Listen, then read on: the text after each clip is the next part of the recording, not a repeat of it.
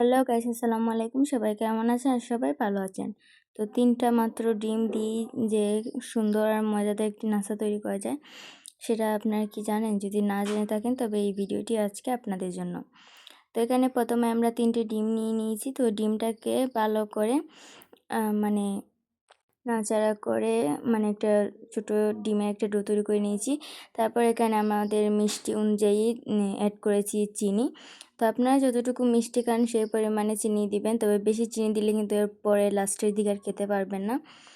যাই হোক, চিনিটা দিয়ে ডিমের সাথে ভালো করে চিনিটা মিক্স করার পর কিছু সময় পর আবার দিয়ে দিলাম রান্না করা সয়াবিন তেল। তো রান্না করা সয়াবিন তেলটা আবার ডিমের এই ডোটার সাথে মিক্স করে ভালো করে তারপর এখানে এড করলাম ফুড কালার। তো আমরা ফুড কালার এখানে হালকাটা আর একটু কম ইউজ করেছি। তো ফুড কালারটা এখানে সাথে মিক্স করার পর এখানে 1 কাপ পরিমাণ ময়দা এড করলাম। তো ময়দাটা এড করার পর এখানে ময়দাটাকে ডিমের যে ডোটা তৈরি করেছিলাম ওই ডোটার সাথে ভালো করে নাড়াচাড়া করে মিক্স করে নেব। তবে এই ডোটা কিন্তু খুব সাবধানতা অবলম্বন করে তৈরি করতে হবে, কেননা ময়দাটা যেন একটু মানে গোটা গোটা বা খাজরা খাজরা না থাকে। এই ডোটা কিন্তু খুব সুন্দর করে সফটভাবে তৈরি করতে হবে। তো আমাদের এটা ময়দার সাথে এটা তৈরি হয়ে গেছে। তারপর এখানে এটা ভালো করে কিছু সময় নাড়াচাড়া করার পর এখানে দিয়ে দিলেন 1 কাপ পরিমাণ লিকুইড দুধ। যে পরিমাণ ময়দা নিয়েছেন ওই পরিমাণ দুধ অ্যাড করেছেন। তো দুধটা দেওয়ার পর এখন এই যে ডোটা তৈরি করেছিলেন ময়দা দিয়ে আর ডিম দিয়ে, ওই ডোটাকে এখন দুধের সাথে ভালো করে নাড়াচাড়া করে মিক্স করে নেবেন। তো আমরা এটাকে মিক্স করছি খুব সাবধানতা অবলম্বন করে। তো দেখেন, এটা কিন্তু খুব সুন্দরভাবে সফট করে তুলতে হবে। আর এভাবে প্রায় অনেক সময়টাতে নিয়ে ডোটা তৈরি করা হয়েছে। তো দেখেন ইতিমধ্যে আমাদের ডোটা তৈরি হয়ে গেছে, আর দেখেন কত সুন্দর সফট একটা ডো তৈরি হয়েছে।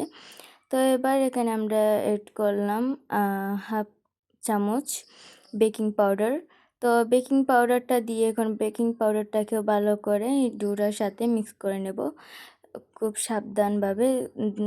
এটা খেয়াল রাখতে হবে এটা ডোটাতে যেন বেকিং পাউডারটা একটু গোটা গোটা না থেকে যায়। তারপর আমাদের একটা পাত্র নিয়ে নিয়েছেন যেটাতে এটা তৈরি করবেন। তো পাত্রটাতে একটা টিস্যু দিয়ে তারপর এখানে রান্না করা যে নর্মাল তেলটা আছে ওই তেলটা ঢেলে অল্প একটুখানি ব্রাশের সাহায্যে চারদিকটা তেলটা মেখে নিলেন। তারপর যে ডোটা তৈরি করেছিলেন ওই ডোটা এখানে ঢেলে দিলেন। তো ডোটা ভালো করে ঢেলে দেওয়ার পর এখন চুলা একটা কড়াই বসিয়ে তাতে নিচে দিয়েছেন পানি। পানিটা দেওয়ার পর একটা স্ট্যান্ড বসিয়ে এই পাত্রটাকে রেখে দিয়েছিলেন। তারপর এভাবে ঢাকনা দিয়ে ঢেকে প্রায় 30 থেকে 40 মিনিট পর এটাকে উঠিয়ে দেখেছেন হয়েছে কিনা একটা কাঠির সাহায্যে। তারপর কাঠির সাহায্যে দেখার পর দেখেন আমাদের ডোটা কিন্তু তৈরি, ডো না, আমাদের যে নাস্তাটা তৈরি করব নাস্তাটার যেটা কিন্তু তৈরি হয়ে গেছে। তো এটা দেখতে কিন্তু অনেকটা কেকের মতনই লাগছে, আসলে এটা কেক না। তো কেক কিন্তু আর একটু বড় হয় আর দেখতে অন্যরকমই হয়। যাই হোক, এবার এগুলোকে ছোটো ছোটো করে পিস করে নিয়েছেন, আর দেখেন এটার ভিতরটা কিন্তু কতটা সফট হয়েছে। তো এরকমভাবেও কিন্তু অনেকটা খাওয়া যায়, আমরা অনেকে খেয়েছি। আর বাকিটুকু রেখে দিয়েছি নাস্তাটা তৈরি করার জন্য। তো পরে কিন্তু আমাদের কারেন্ট নিয়ে গিয়েছিলো, যার কারণে এটা তৈরি করা হয়নি। তারপর আম্মু এটাকে ফ্রিজে রেখে দিয়েছিলেন। তারপরে কিছু সময় পর যখন কারেন্ট চলে আসে তো ফ্রিজ থেকে এটা বের করে দেখেন এভাবে করে পিস পিস করে কেটে নিয়েছেন।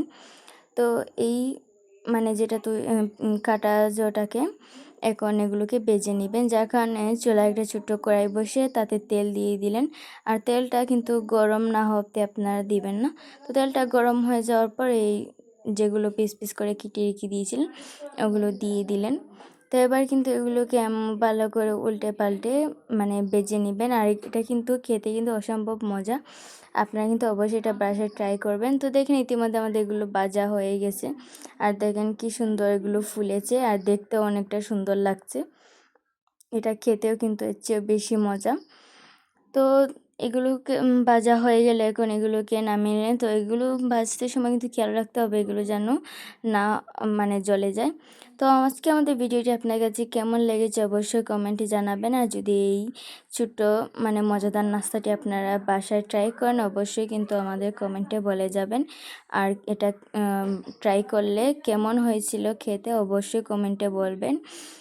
আর এই ভিডিওটি এখানেই কাট করছি। আল্লাহ হাফেজ।